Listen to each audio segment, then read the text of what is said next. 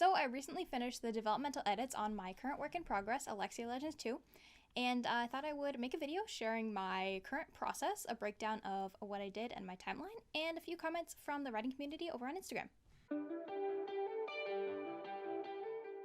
So first, what are developmental edits?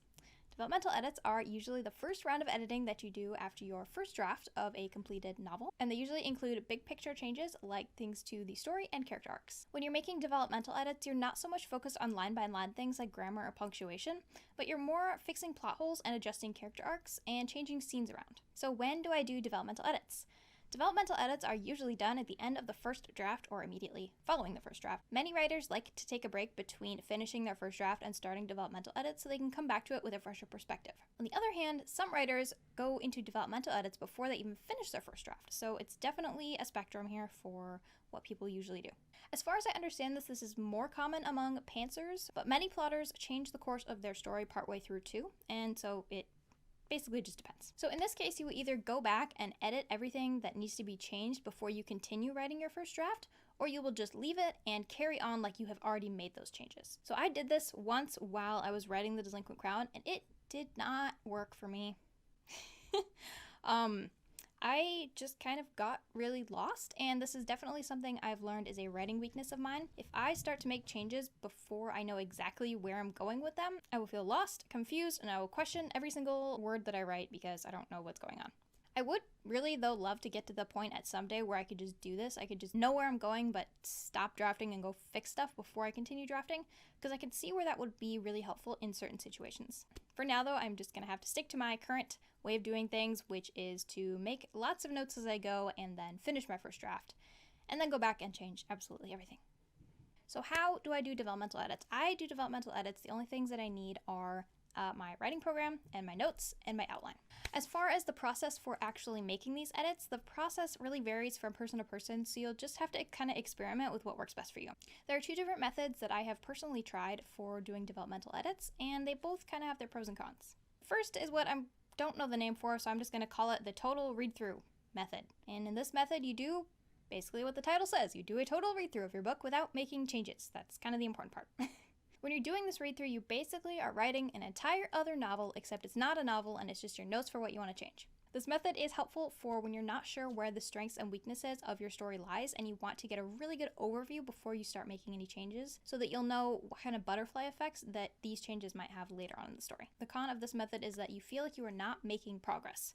It just feels so slow to read through your rough draft and write down all the changes that you want to make and how they could change other things in the story. When I was doing this, I always just had the bug to just start changing things. I just wanted to so bad, and it's kind of hard to restrict yourself. This is the method that I used for The Delinquent Crown, and it did actually help me a lot in places because I didn't know where my strengths and weaknesses of the story were.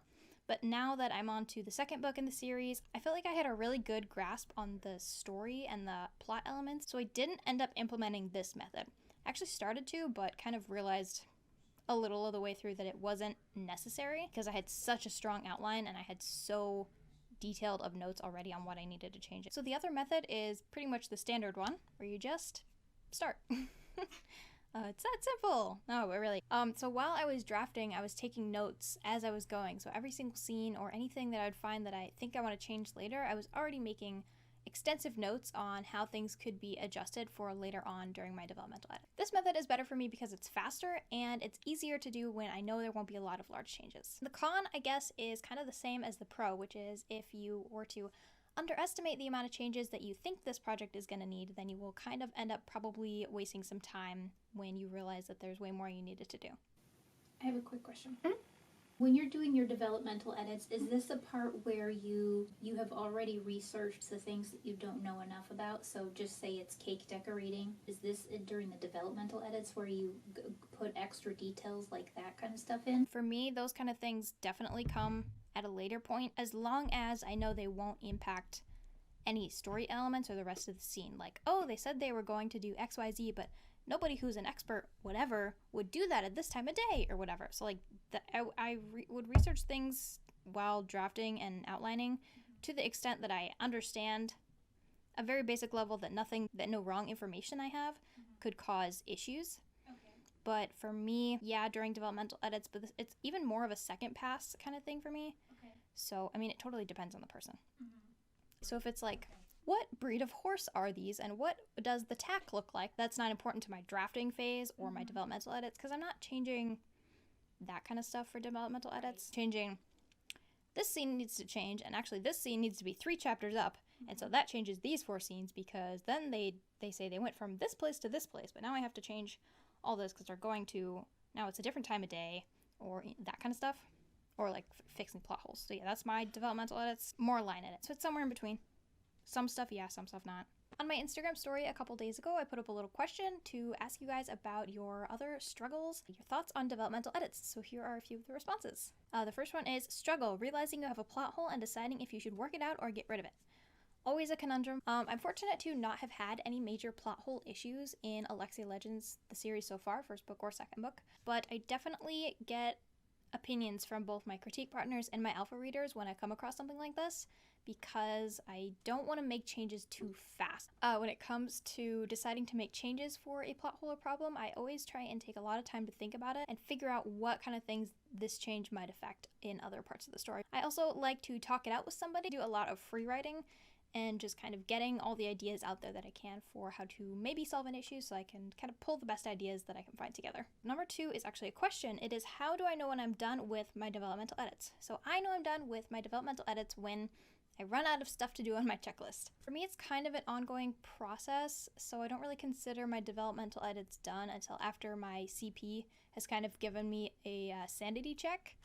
I don't know, yeah, I don't consider my developmental edits totally done until after that, but there's a lot of space in between, you know, what counts exactly as your developmental editing phase versus what counts as your line editing phase, because to me, I'm doing kind of a lot of different editing stages at once in one project. And this might be kind of an annoying answer. It definitely is an annoying answer, but most of the time you just know. When you are done working through these big chapter by chapter problems and you don't have any other developmentally problematic issues to fix, then you're done. Big rewrites, hate them but love them. My developmental edits usually focus on pacing. Yeah, I totally get that. Big changes are usually really enjoyable to me too. I love improving things and just adjusting things and just changing stuff around, but at the same time, it's super frustrating sometimes because I feel like all the time that I spent writing it originally was kind of lost time, so it's also daunting to make huge changes. It can kind of be a love-hate relationship at times too, because you know you're doing good changes, but also at the same time you're like having to tear apart something that you spent all that time making, but it's for the better, so pacing too for sure. I am a huge underwriter, so I always am having the problem of adding more things in my action scenes. Yeah, my action scenes and my internal monologue were like barely existent. I'm always, during my developmental edits, going back and adding just tons and tons of stuff there so I have something to work with. It's a problem for me. I'm sure overwriters have the opposite problem, where they're just having to cut things all over the place and you feel like you don't know what to cut, or you don't know, I don't always know where to add to, but I'm getting better at recognizing that. Okay, so the last one is how long to edit your work in progress. So my developmental edits for Alexia Legends 2 took me about 85 days, mid-May to late July of this year. It has actually been almost spot on exactly how long I thought it would take me. The second round of edits, not so much. We'll see how many extra months those are going to take. It is looking like extra months, plural, at this point, so stay tuned. Grammar and punctuation. You're more focusing on... You're more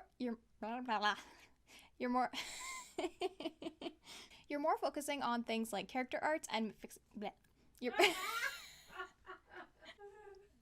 What's a character block?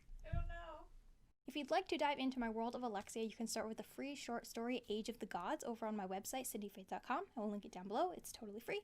All you gotta do is sign up. Alright, that's all I got for you. Thank you so much for watching. Please consider subscribing if you did enjoy it. And I'll see you later. So, bye!